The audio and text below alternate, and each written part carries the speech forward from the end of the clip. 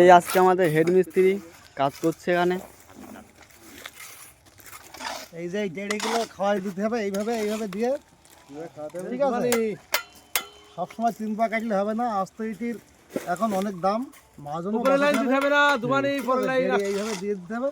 উপরে লাইন দিও না, এরকমও হয় সাইডে দেড়ি দেওয়া লাগবে না। এই একটা আস্তে দিয়ে দিলাম, দিয়ে এবার এখান থেকে এই গ্যাপ রেখে দিলাম, এই যে গ্যাপ রেখে দিলাম।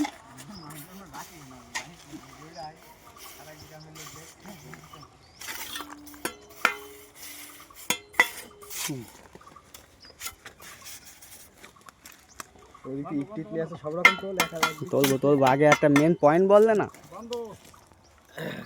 এই মাপি ওলনটা সঠিক দিতে হবে, কোনো গৃহস্থ এসে বুঝতে পারে। ফাঁকা আছে 2 mm।